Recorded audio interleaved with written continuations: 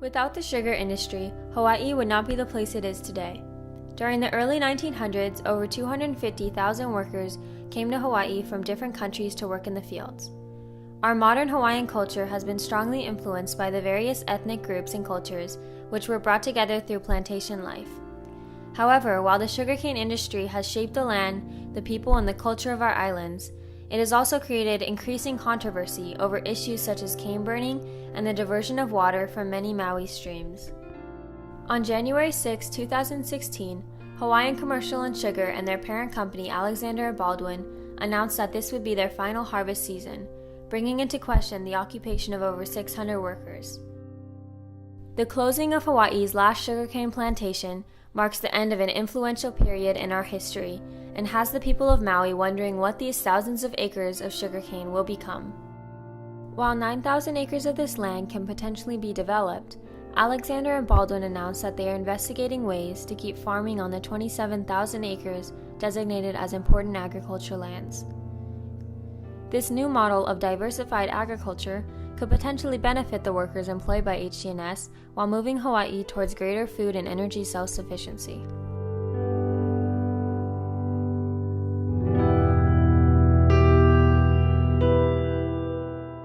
There's 36,000 acres that are going to be fallow from sugarcane, and of course we are very interested in repurposing that land and keeping it in agriculture. There's going to be all kinds of experimental crops going in to see what will work. At the end of the day, all of these entities are going to have to be profitable if it's going to make sense, because ultimately that's what brought down HC&S sugar. It was world sugar prices collapsed. They could not get enough price for their sugar. The county is looking to create a public-private partnership with HC&S to create another ag park. The entire Kula Agriculture Park is fully leased. There's 31 different lots in here, and it's approximately 1,500 acres. A place where farmers could lease land long-term, primarily for traditional truck farming. Lots of vegetables come out of here, fruits, there's flower farms, there's nurseries. We do have people who've come to our office and ask if we have more lots available, and right now we don't. The county is looking at trying to expand the Kula Agriculture Park. It's going to take a lot of community collaboration. It's going to take the willingness to repurpose that land. So this is going to be a challenge. It's going to be a big challenge. HC&S has been testing several grains and grasses in test plots on the plantation that have potential uses as ethanol-type biofuels. They also claim to be investigating biogas generation from anaerobic digestion and biodiesel feedstock. The term biofuels actually is a big umbrella, and it refers to many different types of fuel: biodiesel, ethanol, biogas, and the process of making them is different for each type of fuel. Ethanol is generally made from a starchy or woody type of plant, like cane, like sugar cane, sugar beets, corn. Biodiesel is made from oil, so we look for plants that have oil seeds. We look for plants that maybe even have oil in their stalk, and we can crush the oil out of it, and then what's left over is a meal. There's no commercial meal being produced here for livestock of any kind, and so the meal is going to be an excellent byproduct to sell into the cattle industry here. It's a very collaborative model that we're building, and it's really about food and fuel.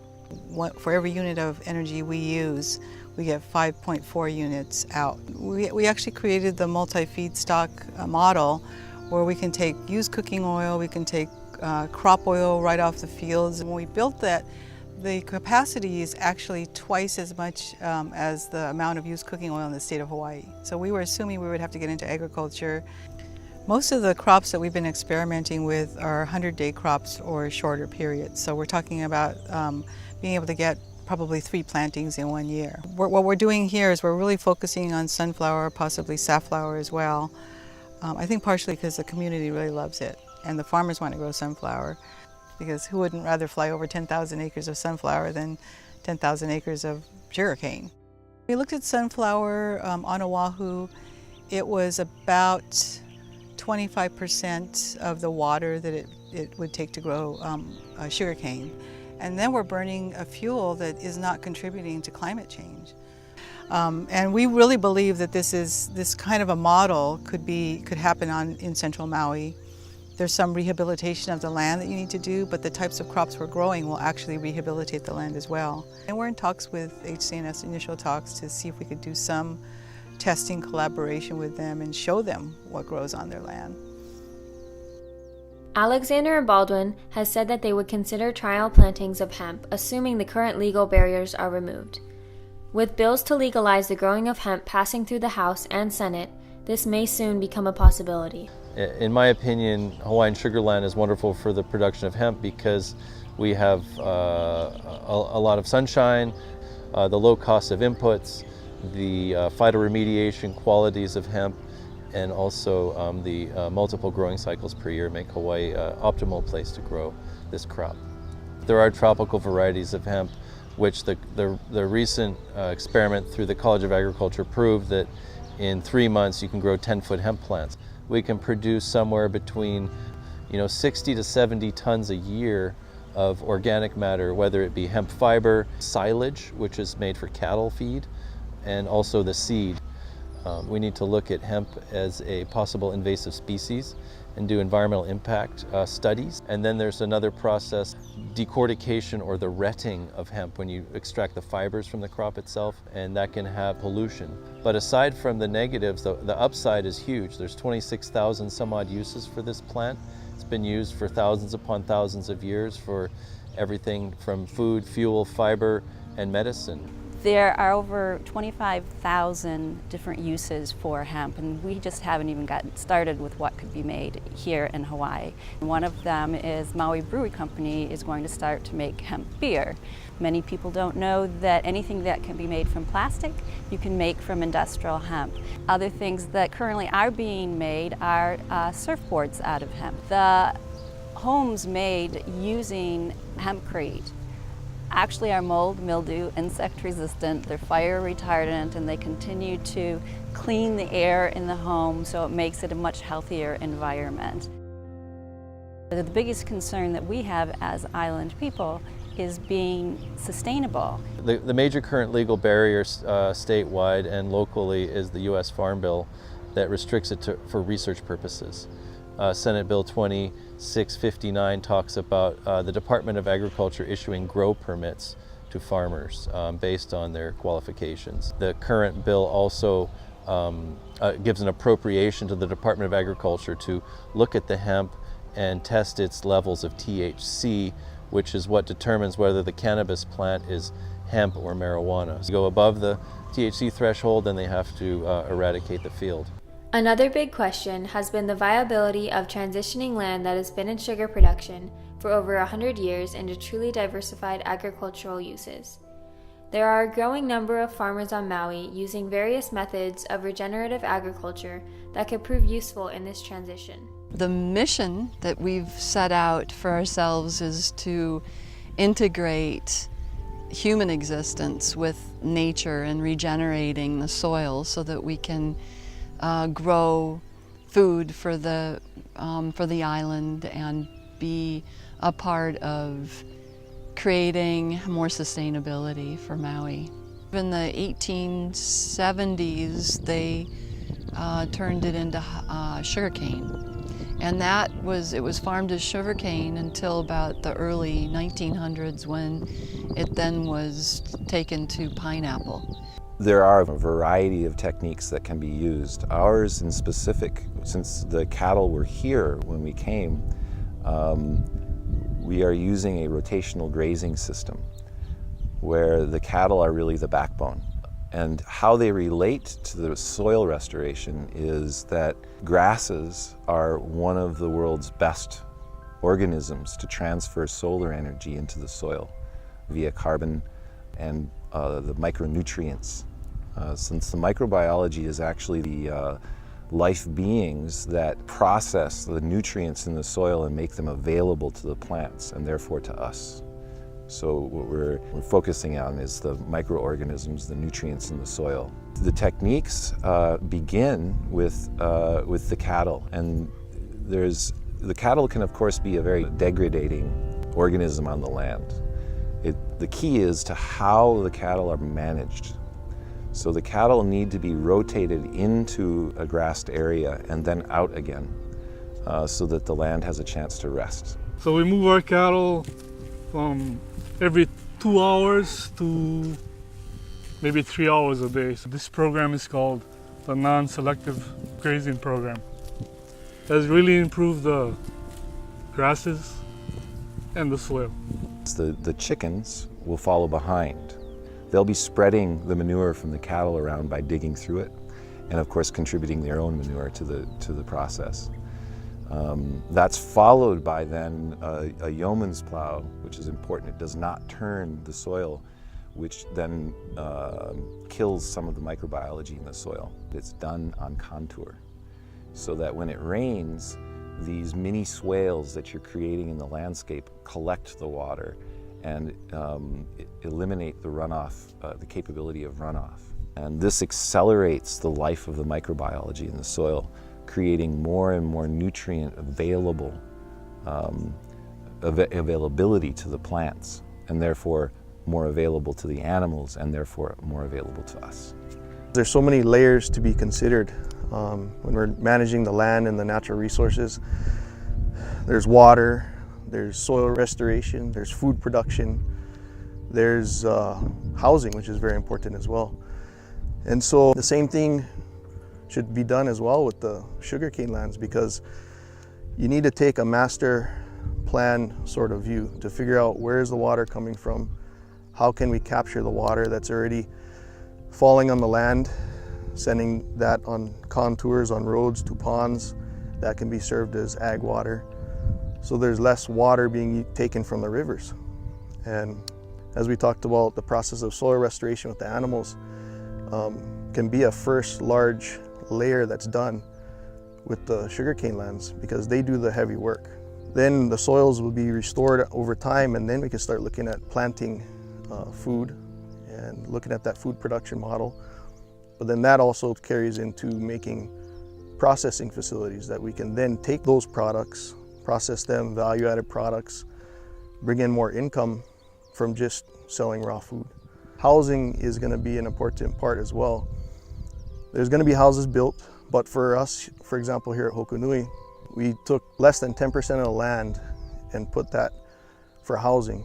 And to have people living on the land that they're working on is important.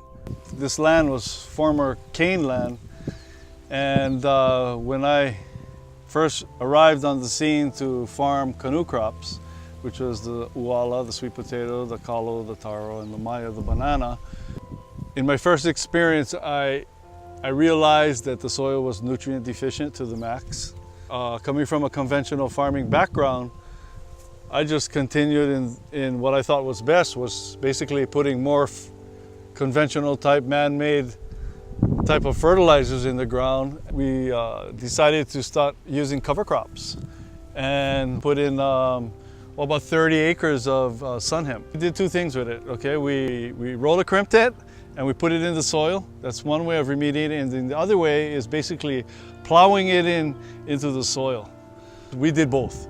And we found out that what worked for us best was putting it in the soil. Like sun hemp fixes nitrogen, so I'm putting nitrogen back in the field. It breaks the cycle of pest infestation. It suppresses all the weeds. It was a great all-around experience that I learned. And we did what they call a sled test. We found that the water permeates a lot slower than land that you have not used a cover crop in. We've planted on our cover crop lands, and as you can see, they're doing really well. But I gotta state that, using a cover crop one time is not the fix. And the main point is that it's gonna be a process, okay? It's a mentality.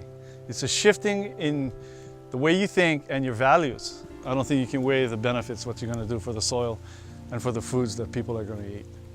While the controversy over cane birding will now be brought to an end, the battle over the water diverted by Alexander and Baldwin from streams in East and West Maui is still ongoing.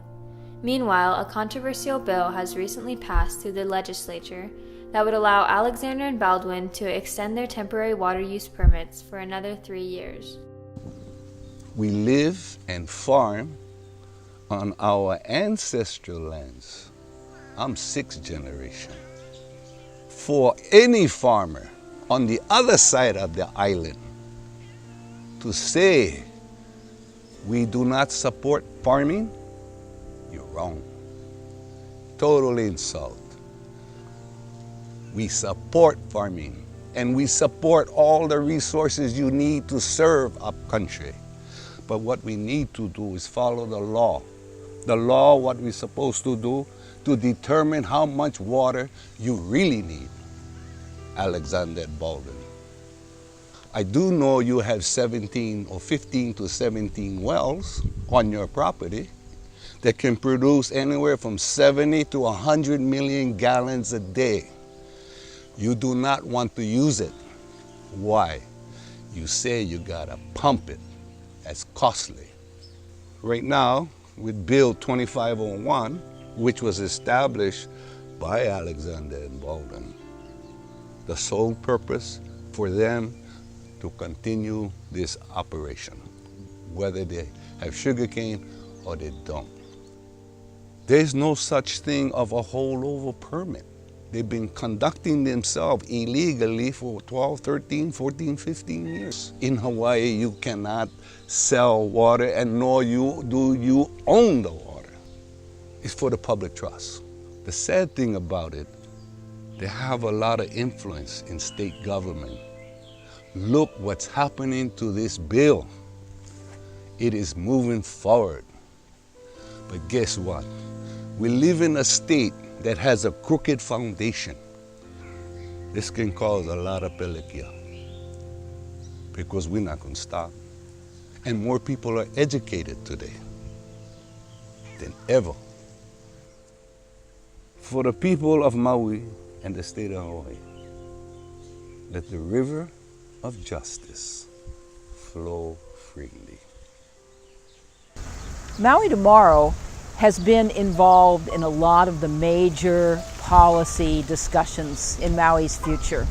The Malama Aina report is an exploration of what might be possible on around 30,000 acres of land that have been covered in sugarcane up till now. If we took some of the methods that are being used all over the world, including tropical areas, and applied them here.